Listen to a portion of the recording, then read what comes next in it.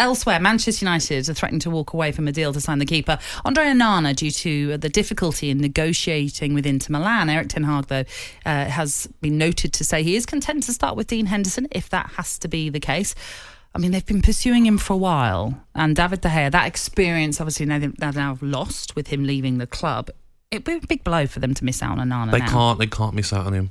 And if you're David De Gea, you're laughing a little bit of like, oh, you thought this was going to get done, and now look, you could end up with starting with Henderson, who said bad words about the club, when he went on loan. So I think this could be a bit of an embarrassment for Manchester United.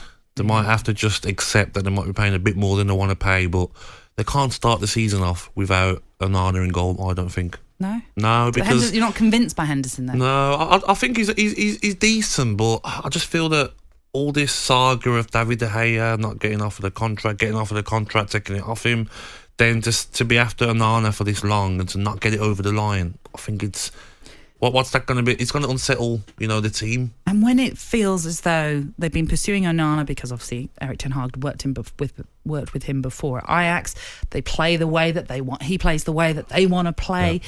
Yeah. For it to not work out, I think it would, as you said, would be huge. They'll be devastated. But I don't blame Inter Milan. If they want a certain amount, you pay it or you don't have him.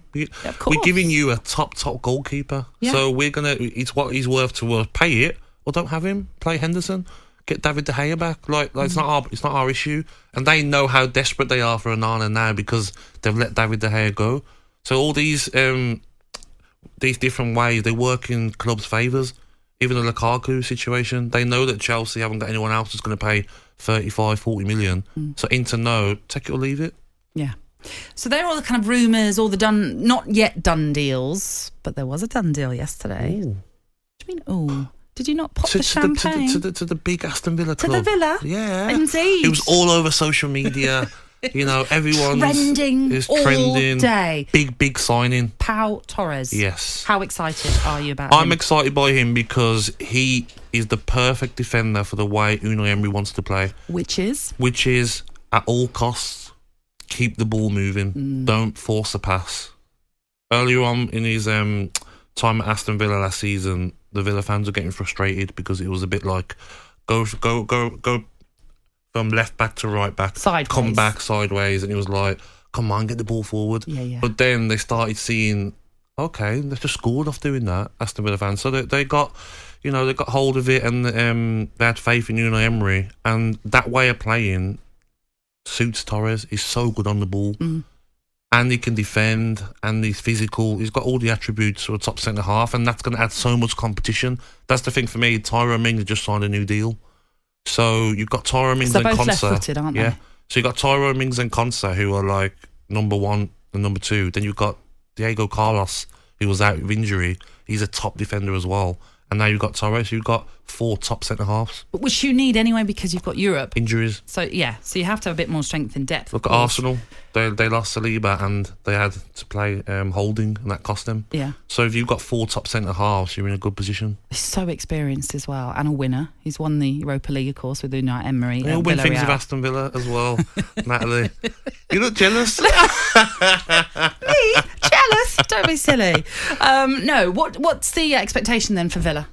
Definitely European places again. There's no reason why Aston Villa can't push to get into the top 6, top 4, but it's going to be very difficult. If you're realistic, playing in Europe now, what that's going to take out of the players, I would say top 7 again.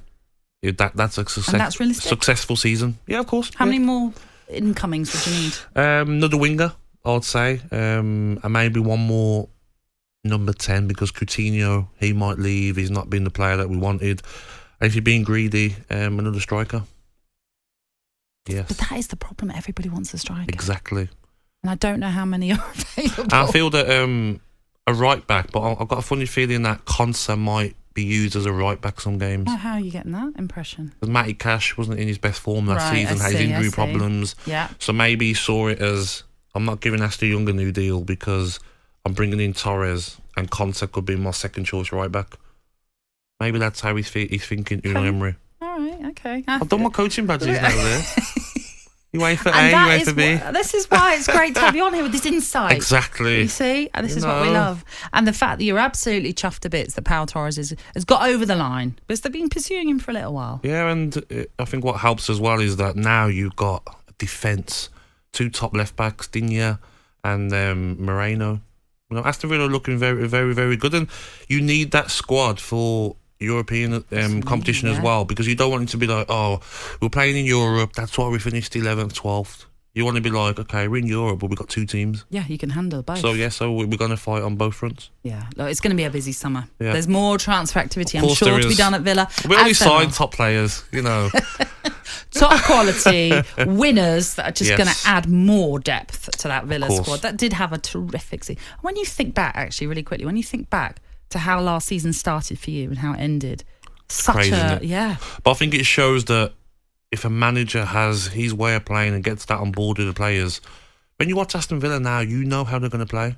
You know, you just know your team's going to play a certain way. Brentford are similar. When you watch Brentford, you know what they're going to do. They're going to get it into Mbumo's feet. Yeah. He's going to make runs in behind as well. Tony's going to make them runs. So Aston Villa got an identity now.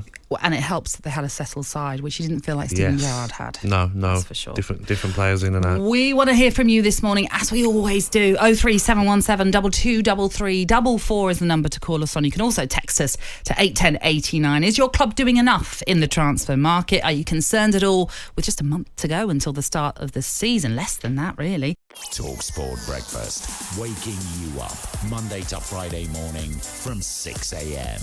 on AM, on DAB, via the talkSPORT app and on your smart speaker. talkSPORT.